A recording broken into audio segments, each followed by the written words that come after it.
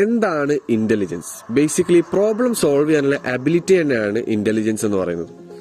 Problem എന്ന് പറയുമ്പോൾ നിങ്ങൾ പേടിക്കേണ്ട ആവശ്യമില്ല. മാത്തമാറ്റിക്കൽ പ്രോബ്ലം മാത്രമല്ല, നമ്മളിപ്പോ ഒരു എറണാകുളത്ത് നിന്നും ബാംഗ്ലൂരിലേക്ക് വരണമെന്നുണ്ടെങ്കിൽ നമ്മൾ ഏത് രീതിയിൽ പോവും?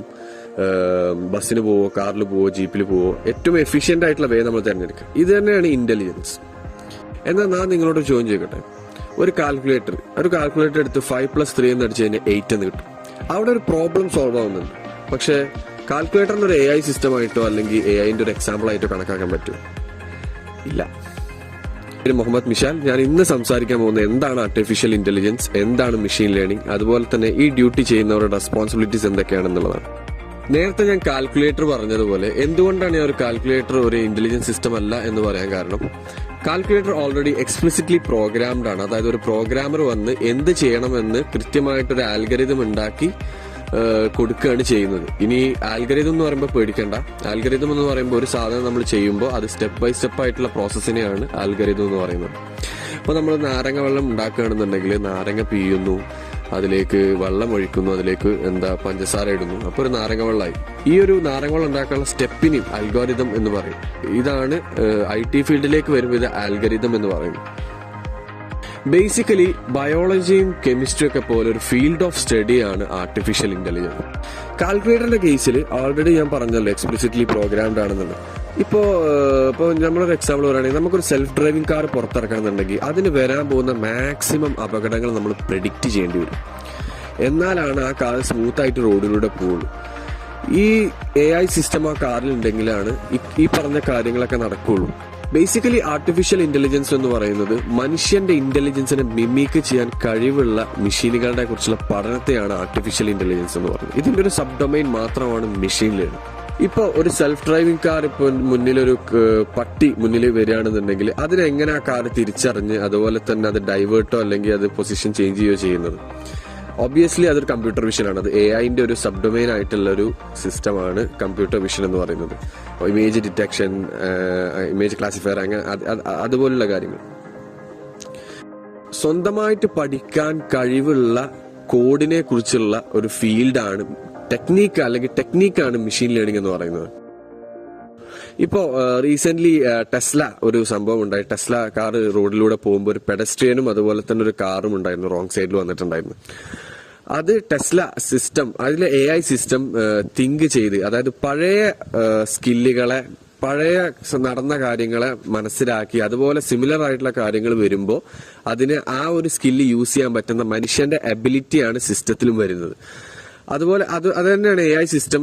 ടെസ്ലയിലെ AI സിസ്റ്റം എന്ത് ചെയ്തെന്ന് വെച്ചാൽ പെഡസ്ട്രിയന്റെ ജീവൻ പോവും, അല്ലെങ്കിൽ അത് കുറച്ചുകൂടി കോംപ്ലിക്കേറ്റഡ് ആണെന്ന് അറിഞ്ഞിട്ടാണ് ആ കാറിനെ കൊണ്ടുപോയി എന്ത് ചെയ്തത്, ഇടിച്ചിട്ടുള്ളത്.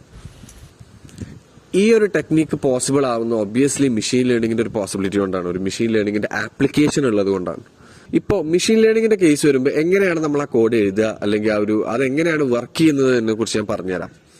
അതായത് നമ്മളൊരു ഡാറ്റ സെറ്റ് എടുക്കുകയാണെങ്കിൽ, ഡാറ്റ സെറ്റ് എന്ന് പറയുമ്പോൾ ഒബ്വിയസ്ലി നമ്മൾ എന്താണോ ട്രെയിൻ ചെയ്യാൻ കൊടുക്കുന്നത് അതിനെയാണ്. ഇപ്പോൾ പട്ടിയുടെ പൂച്ചയുടെ ചിത്രമാവാം, അല്ലെങ്കിൽ അങ്ങനത്തെ ടെക്സ്റ്റ് ആവാം, എന്ത് കാര്യമാണെങ്കിലും നമ്മൾ എന്താണോ കൊടുക്കുന്നത് അതാണ് ഡാറ്റ സെറ്റ് എന്ന് പറയുന്നത്. ഈ ഡാറ്റ സെറ്റ് എടുത്ത് ഇപ്പോൾ ഫോർ എക്സാമ്പിൾ പട്ടിയുടെയും പൂച്ചയുടെ മുഖം എടുക്കുകയാണെങ്കിൽ നമ്മൾ ചെയ്യുന്ന ഏറ്റവും വലിയ മിസ്റ്റേക്ക് എന്ന് പറഞ്ഞു കഴിഞ്ഞാൽ നമ്മൾ പട്ടിന്റെ ഫ്രണ്ട് സൈഡോ അല്ലെങ്കിൽ സൈഡോ കാണിച്ച് മാത്രം ട്രെയിൻ ചെയ്യുക. അത് നമ്മൾ ചെയ്യുന്ന ഏറ്റവും വലിയ അബദ്ധമാണ്. കാരണം ഇപ്പോ സെൽഫ് ഡ്രൈവിംഗ് കാറിന്റെ കേസിലാണെന്നുണ്ടെങ്കിൽ പട്ടിന്റെ സൈഡാണ് കാണുന്നുണ്ടെങ്കിൽ അവർക്ക് എന്ത് ചെയ്യാൻ പറ്റില്ല, അവർക്കത് തിരിച്ചറിയാൻ പറ്റില്ല, അതൊരു ഒബ്സ്റ്റക്കിൾ ആണെന്നുള്ളത്. അവിടെ വലിയൊരു അപകടം തന്നെ ഉണ്ടാവാനുള്ള സാധ്യതയുണ്ട്. അപ്പൊ നമ്മൾ AI സിസ്റ്റത്തിനെ ട്രെയിൻ ചെയ്യുമ്പോൾ നന്നായി സൂക്ഷിക്കേണ്ടത് എന്താന്ന് വെച്ചാൽ ഡൈവേഴ്സിഫൈഡ് ആയിരിക്കണം ഡാറ്റാസ്, അങ്ങനത്തെ കാര്യങ്ങളൊക്കെ. എത്രയും ഡൈവേഴ്സിഫൈ ആവുന്നു, എത്ര ഡൈവേഴ്സ് ആണോ ഡാറ്റ അത്രത്തോളം അക്യുറേറ്റ് ആയിരിക്കും എന്നാണ് ഉള്ളത്. ആ മിസ്റ്റേക്ക് തന്നെയാണ് നമ്മളൊരു സാധനത്തിനെ ട്രെയിൻ ചെയ്യുമ്പോൾ അതിന്റെ എല്ലാ സാധനങ്ങളും എല്ലാ ബ്രീഡുകളെയും, പട്ടിയുടെ കേസിലാണെങ്കിൽ എല്ലാ ബ്രീഡുകളെയും ട്രെയിൻ ചെയ്യണം. അത് മാത്രമല്ല അതിൽ നിന്ന് ഒരു ഡാറ്റ അല്ലെങ്കിൽ 2 പട്ടിയുടെ പിക്ചർ പുറത്ത് നമ്മൾ കൃത്യമായിട്ട് മാറ്റി വെക്കണം. അതിന്റെ കാരണം എന്താണെന്ന് വെച്ച് കഴിഞ്ഞാൽ നമ്മൾ ഈ ട്രെയിൻ ചെയ്യുന്ന ഡാറ്റകൾ ഉപയോഗിച്ച് കഴിഞ്ഞ് നമ്മൾ ഫൈനലി അത് ടെസ്റ്റ് ചെയ്യുമ്പോൾ ആ സെയിം ഡാറ്റ തന്നെയാണെങ്കിൽ അത് ട്രെയിൻ ചെയ്യാൻ നമുക്ക് പറ്റില്ല. കാരണം അത് ഓൾറെഡി അത് പഠിച്ചു കഴിഞ്ഞു. അതിൽ നിന്ന് പഠിച്ച കാര്യങ്ങൾ സിമിലർ ആയിട്ടുള്ള കേസിൽ വരുമ്പോൾ ആക്ട് ചെയ്യാൻ പറ്റുമോ അല്ലെങ്കിൽ അത് റെസ്പോണ്ട് ചെയ്യാൻ പറ്റുമോ എന്നുള്ളതാണ് നമ്മൾ മെഷീൻ ലേണിംഗിലൂടെ ചെക്ക് ചെയ്യുന്നത്. അതായത് ഞാൻ നേരത്തെ പറഞ്ഞ 2 പട്ടികളുടെ ഫോട്ടോ എടുത്തിട്ട് എന്നിട്ട് ട്രെയിൻ ചെയ്ത് നോക്കുമ്പോൾ അത് പട്ടിയാണ് എന്നുള്ളത് തിരിച്ചറിയുന്നുണ്ട് എന്നുണ്ടെങ്കിൽ അത് സക്സസ്ഫുള്ളി അതൊരു മെഷീൻ ലേണിംഗ് ടെക്നിക്കിലൂടെ സംഭവിച്ചതാണ് എന്നുള്ളതാണ്. 2020 ട്യൂബിംഗ് യൂണിവേഴ്സിറ്റി ഒരു റിസർച്ച് നടത്തിയിരുന്നു. ഒരു ഫിഷിന്റെ ഫോട്ടോ എടുത്തിട്ട് അതിന്റെ ഏറ്റവും ഇമ്പോർട്ടന്റ് ആയിട്ടുള്ള പാർട്ട് AI ഏതാണ് തിരിച്ചറിയുന്നത് എന്നുള്ള ടെസ്റ്റ് ചെയ്ത് നോക്കാൻ.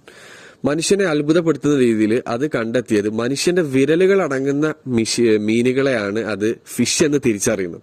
അവിടെ നമ്മൾ ചെയ്യുന്ന ഏറ്റവും വലിയ മിസ്റ്റേക്ക് എന്താണെന്ന് വെച്ചാൽ നമ്മൾ മനുഷ്യന്റെ കയ്യും പിടിച്ചിട്ടാണ് അവിടെ നിൽക്കുന്ന ഡാറ്റ സെറ്റ്സ് ആണ് നമ്മൾ എന്ത് ചെയ്തിരിക്കുന്നത് AI സിസ്റ്റത്തിന് കൊടുത്തിട്ടുള്ളത്. അപ്പൊ എന്താണോ നമ്മൾ ഏത് രീതിയിലാണോ AI സിസ്റ്റത്തിന് ട്രെയിൻ ചെയ്യുന്നത് അതുപോലെ തന്നെ ആയിരിക്കും റെസ്പോണ്ട് ചെയ്യുക. ഈ ട്രെയിൻ ചെയ്യാൻ ഉപയോഗിക്കുന്ന ടെക്നിക്കിനെയാണ് നേരത്തെ ഞാൻ പറഞ്ഞ പോലെ മെഷീൻ ലേണിംഗ് എന്ന് പറയുന്നത്. അല്ലാതെ അത് വലിയ പ്രോഗ്രാമിംഗ് ലാംഗ്വേജോ കാര്യങ്ങളോ ഒന്നുമല്ല. ഒരുപാട് ആൾക്ക് അങ്ങനെ ഒരു തെറ്റിദ്ധാരണ ഉണ്ട്. അപ്പൊ ഞാൻ ഇത്രയും പറഞ്ഞ കാര്യങ്ങൾ മനസ്സിലായി എന്ന് വിചാരിക്കുന്നു. അത് വളരെ സിമ്പിൾ ആയിട്ടാണ് ഞാൻ എക്സ്പ്ലെയിൻ ചെയ്യാൻ നോക്കിയത്.